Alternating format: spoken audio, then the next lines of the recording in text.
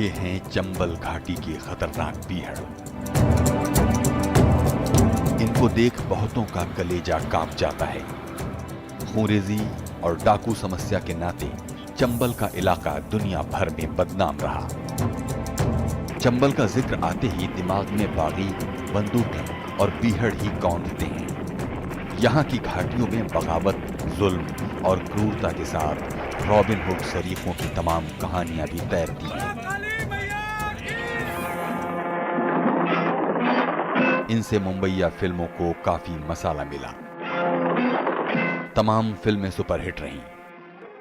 Police का दलाल बनकर जो चंबल के बेटों से गद्दारी करता है, उसे गोली मार दी जाती है। तूने अपना फर्ज पूरा किया, मैं अपना फर्ज पूरा करूंगा।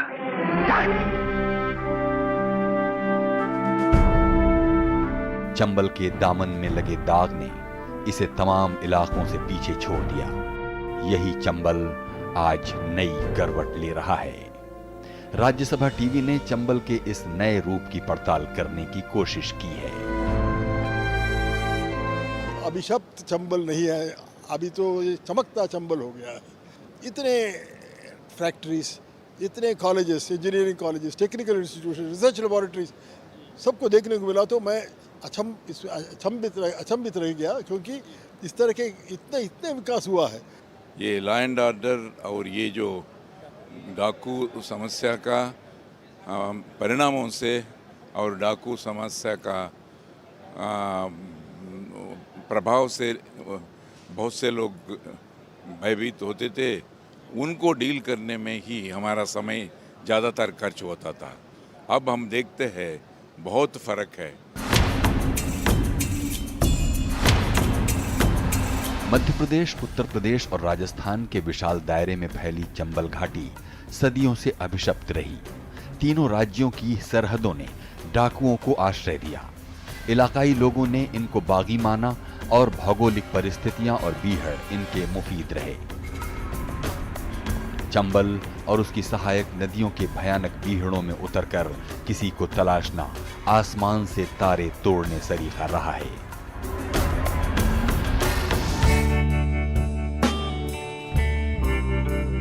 बात चंबल के पानी के तासीर की हो या कुछ और, ये जमीन सदियों से बागी रही है।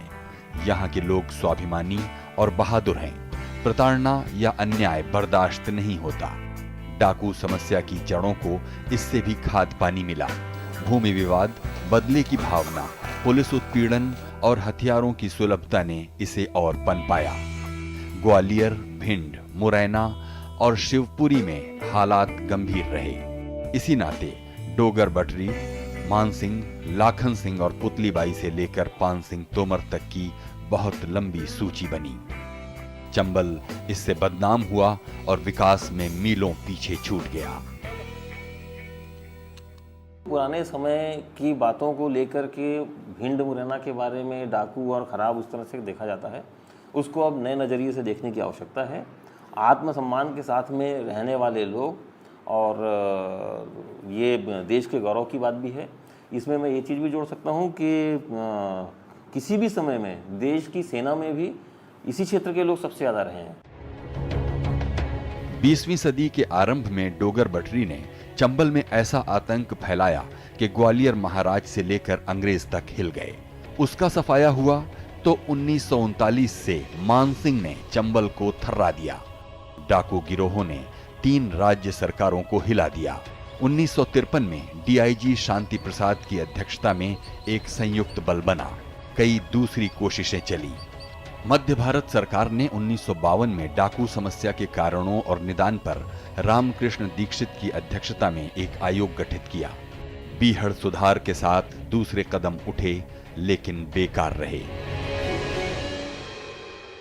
आम आदमी जो वहाँ का निवासी है, उसको इस आंदोलन से या इस मामले से, इस समस्या से जोड़ना पड़ेगा, तभी इसका समाधान हो पाएगा।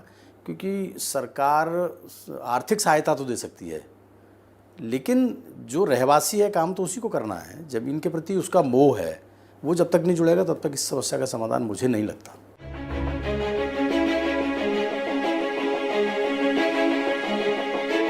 चंबल की बंदूकों की गूंज दिल्ली में प्रधानमंत्री पंडित जवाहरलाल नेहरू तक पहुंची। उनका आदेश हुआ कि चंबल में शांति कायम करने के सभी उपाय हों। मध्य प्रदेश के पुलिस प्रमुख KF रुस्तम ने इसकी जड़ों को तलाशने की कोशिश की। बेहतरीन अधिकारी तैनात हुए और तमाम डाकू मारे गए।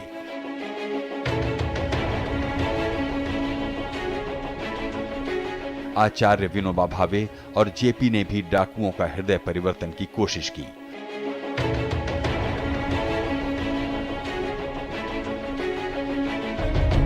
मगर कुछ सालों के अंतराल पर और खतरनाक गिरोह उभरते रहे। दयाराम बाबूराम गडेरिया गिरोह पर चंबल को 14 लाख का इनाम रखना पड़ा। रुस्तम जी एक महान नेता थे। नेतृत्व के गुण में उनमें भरा हुआ था। एक अच्छे नेता जो हैं वो लोगों में अपने प्रति विश्वास पैदा करता है। डाकू समस्या का निराकरण का जो फाउंडेशन जो है वो उन्हीं ने किया था। नई बयार और बहुत सी कोशिशों ने आखिर चंबल को डाकू गिरोहों से मुक्त कर दिया।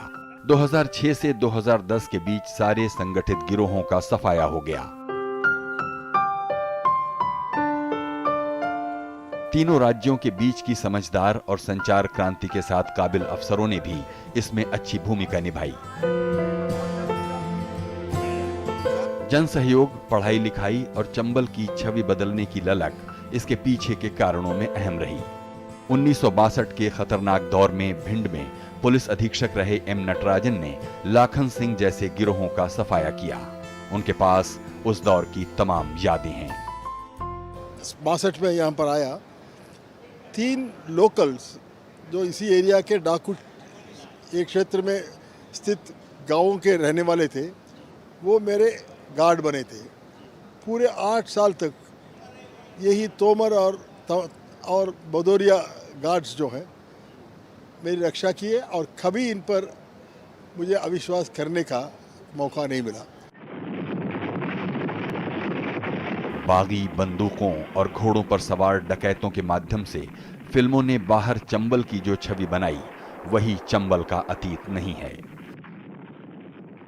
ते लोगों ने हमारे हाथ में जब पकड़ा दी, अब हम भाग रहे चंबल का भीड़ में। जब बात को जवाब को देगो, जब बात को जवाब को देगो।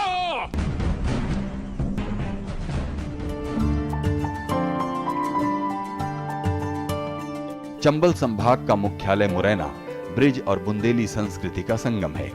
कर्ण की इस भूमि में बटेसर, मितावली, शनिचरा, पड़ावली और ककनमठ जैसी धरोहरें इसके गौरवशाली अतीत और संपन्नता को दर्शाती हैं। डाकू समस्या थी तो इन पर धूल की परतें चढ़ी थीं। अब तमाम पर्यटक इनको रहस्य लोक की तरह देख रहे हैं।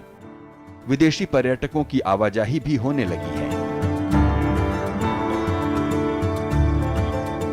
1956 के बाद चंबल में तैनात रहे कई पूर्व जिलाधिकारियों और पुलिस अधीक्षकों ने जब इस धरती को दोबारा देखा तो उनको लगा कि कितना कुछ बदल रहा है।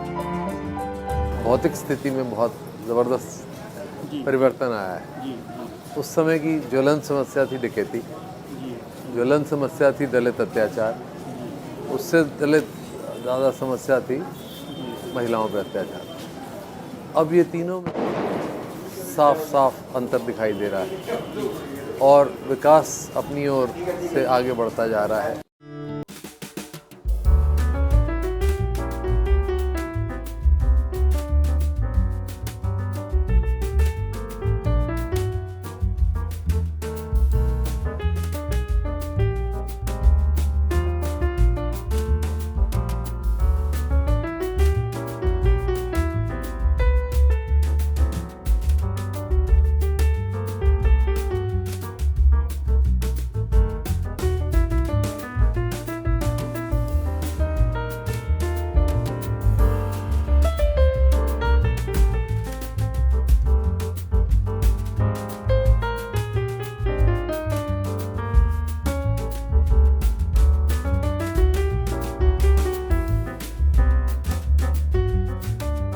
तावली और पड़ावली जैसी बड़ी ऐतिहासिक जगह हैं जहाँ संसद का प्रतिरूप है, प्रतिकृति है, संसद उसी के आधार पर बनाई गई है। यहाँ लिखी छाछ है जो पहाड़गढ़ में पाई जाती है, वो भीमबेटका से भी पुरानी है, लेकिन उसको ठीक से प्रमोट नहीं कर पाए हम लोग। चंबल के बीहड़ों में बटेसर मंदिर समूह किसी रहस्य लोक से कम नहीं है। 6ठी से 9वीं शताब्दी के बीच बना 200 मंदिरों का ये समूह सदियों पहले भूकंप में उजड़ गया था।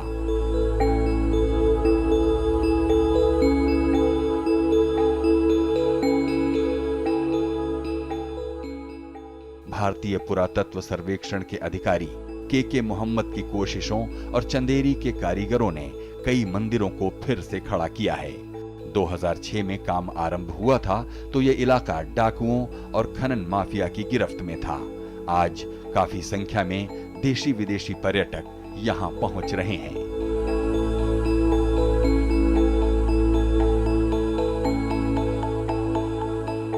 मुरैना में पर्यटन विकास की नई योजनाओं के साथ टूरिस्ट सर्किट का विकास हो रहा है। केंद्रीय मंत्री नरेंद्र सिंह तोमर की कोशिशों से हाल में साकार हुआ रामप्रसाद बिस्मिल संग्रहालय बदलते चंबल का नया अध्याय है। यहाँ पे पर्यटन की अपार संभावना है। मैं ये कहना चाहूँगा कि पर्यटन को देख करके मुरैना किसी भी तरह से नहीं है। और अभी जो प्रयास हो रहे हैं, माननीय सीएम साहब ने हमारे यहाँ पर्यटन के लिए 2 पर्यटन सर्किट बनाने का प्रयास कर रहे हैं और हम अब उन स्थलों को डेवलप कर रहे हैं। और आप जानते हैं कि जो पर्यटक ग्वालियर आता है, आगरा से चलता है या दिल्ली से चलता है, वो मुरैना नहीं रुकता। हमारा प्रयास ये है कि जो पर्यटक थ्रू जा रहा है वो मुरैना रुके। चंबल घाटी का गौरवशाली अतीत है। यहीं के तोमर शासकों ने दिल्ली पर राज किया। ये इलाका कई क्रांतिकारियों और कलाकारों की भूमि है। मैनपुरी षड्यंत्र कांड के पंडित गेंदालाल दीक्षित और उनके शिष्य काकोरी कांड के नायक पंडित रामप्रसाद बिस्मिल इसी माटी की देन है। यहाँ की तमाम खूबियां हैं, लेकिन बीहड़ और बंदूकों ने इनको नेपथ्य में डाल दिया है। नई बयार में अब बहुत कुछ दिखने लगा है। जिला प्रशासन भी अतीत की भूलों से सबक लेकर नई रणनीतियां बना रहा है। इसी के तहत चंबल में हुआ पूर्व अधिकारियों का जमावड़ा एक बड़ा कदम माना जा सकता है।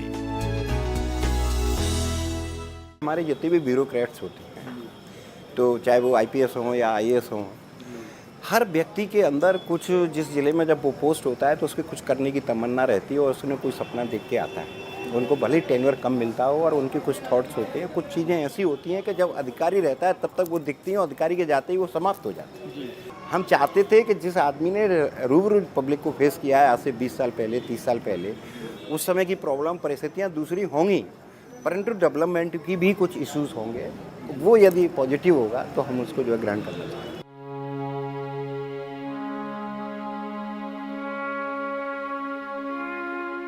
चंबल घाटी में 3000 वर्ग किलोमीटर के दायरे में बीहड़ फैले हैं। ये वन विभाग के कब्जे में हैं। इनमें दुर्लभ वन्य जीवों के साथ 125 वनस्पति प्रजातियां मिलती हैं। भिंड मुरैना में बीहड़ सुधार की कोशिशें जन भागीदारी के अभाव में विफल रहीं। विख्यात सर्वोदयी नेता महावीर भाई ने एक दौर में बीहड़ सुधार की खासी मुहिम चलाई, लेकिन सरकारी नीति कायम रही। बीहड़ों से मुरैना, भिंड और श्योपुर के 1043 गांव तबाह हो चले हैं। आइए नजर डालते हैं बीहड़ समस्या से ग्रस्त खास इलाकों पर। उत्तर प्रदेश में 12.30 लाख हेक्टेयर क्षेत्र, मध्य प्रदेश में 7 लाख हेक्टेयर क्षेत्र, राजस्थान में 4.52 लाख हेक्टेयर क्षेत्र। बीहड़ की समस्या है यहाँ, वो खेती की ज़मीन काटता जाता है। सोयाबीन का विकास हुआ जो कम पानी पीता है, पानी की कमी होती जा रही है, आबादी बढ़ती जा रही है, खेती का रकबा बढ़ता जा रहा है। और बीहड़ों को रोकने के लिए उस समय एरियल स्प्रे शुरू किया गया था, वो बाद में भी चलता रहा और अब उसके काफ़ी अच्छे नतीजे आए।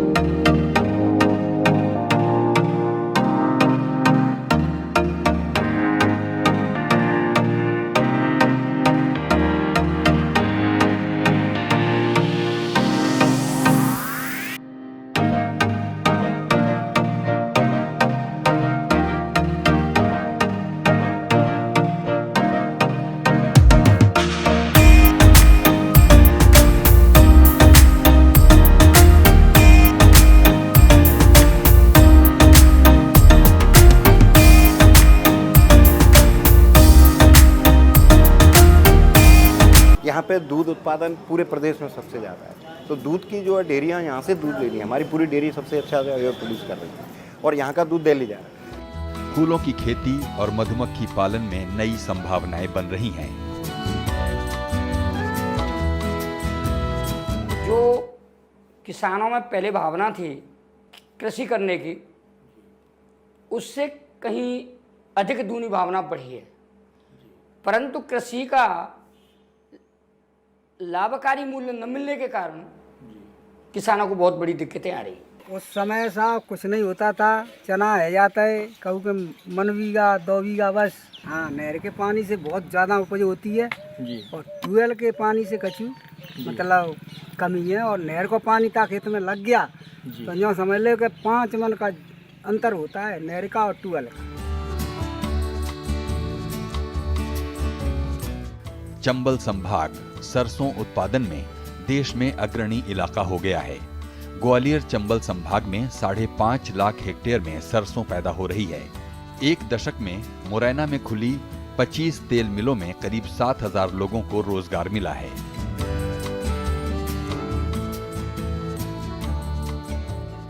यहाँ के सरसों के तेल की बड़ी मांग है। जिन गांव में पहले डाकुओं के भय से सांझ ढले सन्नाटा पसर जाता था, आज वो देर रात तक रोशनी से नहाए रहते हैं। 72 से पहले तो इतना आतंक था कि रात दिन के 12 बजे भी आदमी निकलने की नहीं करते थे, इच्छा नहीं करते। जमीन बंजर पड़ी रहती थी और पुलिस पीछे पड़ती थी, भगा दौड़ी में रहते थे। बिता में डकैत परेशान करते थे, इधर में पुलिस परेशान करती थी। चंबल का ये इलाका दिल्ली से खास दूर नहीं है। इसकी भौगोलिक स्थिति औद्योगिक कॉरिडोर बनाने लायक है। पहले खराब कानून व्यवस्था के चलते जो उद्योग लगे वो भी नहीं पनपे। माहौल बदला तो तमाम नामी गिरामी कंपनियां आ रही हैं।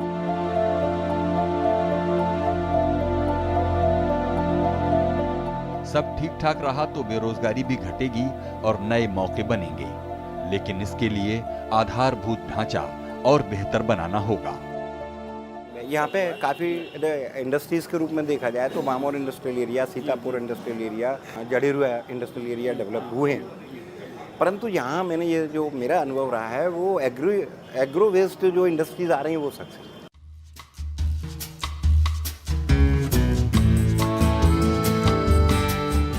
आज चंबल में सब कुछ ठीक ठाक हो गया है, ये बात नहीं है। कई विद्रूपताएं भी हैं। मसलन देश में सबसे ज्यादा बच्चों की मौत इसी अंचल में होती है। सदियों से बेटियों के जन्म को अभिशाप मानने की सोच खत्म नहीं हुई है। मुरैना में 1000 बालकों पर 825 बालिकाएं हैं, जबकि भिंड में 835 हैं। महिलाएं बेटियों को बचाने आगे आ रही हैं। खास तौर पर आदिवासी इलाकों में कुपोषण एक बड़ा संकट बना हुआ है। तो भी चंबल की कई बेटियां नई भूमिकाएं रच रही हैं। जैसे एक दौर में चंबल को हिला देने वाले डोंगर सिंह सिकरवार की पोती आशा बंदूक की जगह कलम से जागरूकता के प्रसार और मानसिकता बदलने में लगी हैं। ऐसी बहुत सी कहानियां हैं। हम लोग शर्मसार जरूर इस चीज़ में लेकर हुए हैं कि जो डिक्लाइनिंग सेक्स रेशियो जो हुआ उसमें संख्या सबसे कम हुई है। तो पिछली अपेक्षा बढ़ा है सेक्स रेशियो, लेकिन फिर भी हम अभी उस पोजीशन में नहीं आए कि हम ये बोले कि हाँ सेक्स रेशियो बढ़ा हुआ है। चाहे पंचायत के चुनाव ले लें या फिर कोई सा भी क्षेत्र देख लें, एजुकेशन का देख लें, डॉक्टरी का देख लें, पॉलिटिक्स में देख लें, तो महिलाएं भी एक्टिवली पार्टिसिपेट कर रही है। छोटे प्लेस में एजुकेशन का इतना वो नहीं था, मतलब ट्रिमेंडस चेंज दिखाई देता है इसमें। चंबल नदी के बिना यहाँ की बात अधूरी है। भले ही चंबल का रक्त रंजित इतिहास रहा हो, लेकिन इससे साफ सुथरी कोई और नदी नहीं है। दूसरी नदियों से परे चंबल औद्योगिक और शहरी सभ्यता से कन्नी काटे रही। इसके बीहड़ों से पैदा दस्यु संस्कृति ने कारखाना संस्कृति को पास फटकने नहीं दिया। आंचल में फैले बीहड़ों ने कूड़ा कचरा रोक दिया।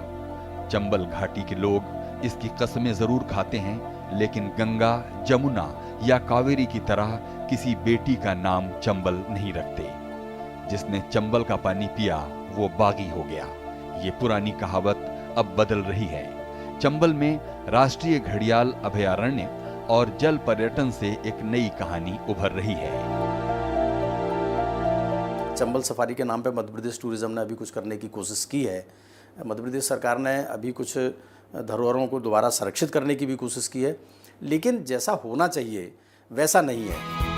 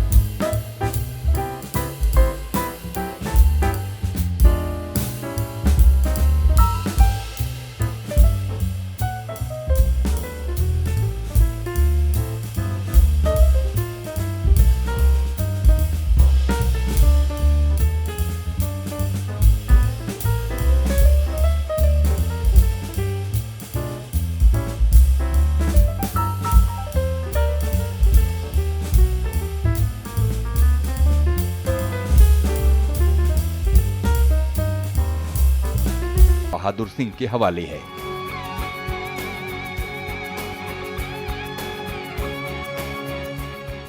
हृदय परिवर्तन कर वो मुख्य धारा में शामिल हैं, पर ये भी मानते हैं कि देहाती इलाकों पर खास ध्यान देने की जरूरत है। पहले मतलब जमीन में इतना पैदा नहीं हो पाता, तब 50-50 बीघा जमीन में मतलब 2-2 से मन गल्ला नहीं हो पाता। अब तो 5 बीघा जमीन में ही 2 से मन गल्ला पैदा कर लेते हैं। चंबल की वीर भूमि के हजारों जवान देश की सरहद की रखवाली में लगे हैं। यहाँ के शहीदों की सूची लंबी है और गांव-गांव में शहीद स्मारक हैं।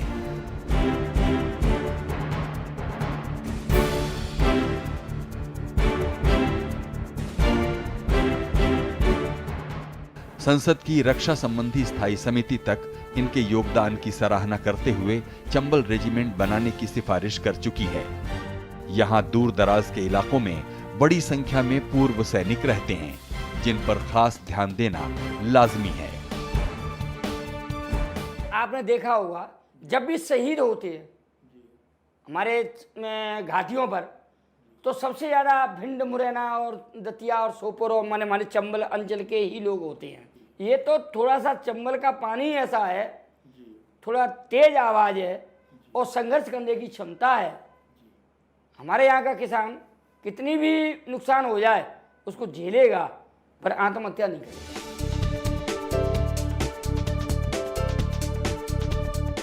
चंबल संभाग का प्रशासनिक मुख्यालय मुरैना नई छलांग लगाने को तैयार है। 1901 में नगर पालिका और 1923 में जिला बना मुरैना अब नगर निगम है। पूरे संभाग की तस्वीर यहां से बदल रही है। भिंड में भी बड़े बदलाव दिखाई दे रहे हैं। बीहड़ों की विरासत वाला राजस्थान का धौलपुर जिला भी बदलाव की राह पर है। संसद भवन और तमाम इमारतें यहीं के पत्थरों से बनी। धौलपुर का शेरगढ़ किला सदियों से डाकुओं की आवाजाही का साक्षी रहा। इस किले और ढहने की कगार पर खड़ी तमाम धरोहरों को संरक्षण की दरकार है। मुरैना में विकास का पोटेंशियल किसी भी मुरैना के बराबरी के टाउन की तुलना में कम से कम 5-6-10 गुना ज़्यादा है। सिर्फ दिशा देने की आवश्यकता है। फिल्मी दुनिया में चंबल के जो रूप दिखते थे वो अब इतिहास के अंधेरे में चले गए हैं। देहाती इलाकों में शिक्षा के प्रति जागरूकता बढ़ी है। चंबल इलाके की धड़कन ग्वालियर में 5 विश्वविद्यालय और तमाम संस्थान हैं। बाकी इलाकों में भी आज माहौल बदल रहा है। तमाम बेटियां पढ़ लिख कर डॉक्टर और इंजीनियर बन रही हैं। हथियारों का क्रेज भी यहाँ कम होने लगा है, तो भी देश में सबसे अधिक हथियार इसी इलाके में हैं। पहले कुछ नहीं था, एक साइकिल जहाँ होती थी तो लोग देखने जाते थे। अब हर एक घर में 2 मोटरसाइकिल हैं। पढ़ाई लिखाई भी अच्छी है। चंबल की गोद में बसे 3 राज्यों के 14 जिलों में सदियों से डाकू समस्या रही है। विकास में ये 3 कदम आगे जाकर 5 कदम पीछे आते रहे, लेकिन अब पहले सी बात नहीं है।